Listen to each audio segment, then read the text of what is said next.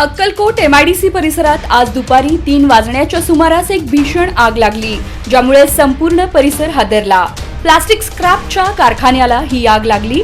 आगीनं बघता बघता काही क्षणातच रौद्र रूप धारण केलं आणि काळ्या धुराच्या लोटांनी आकाश झाकून टाकले।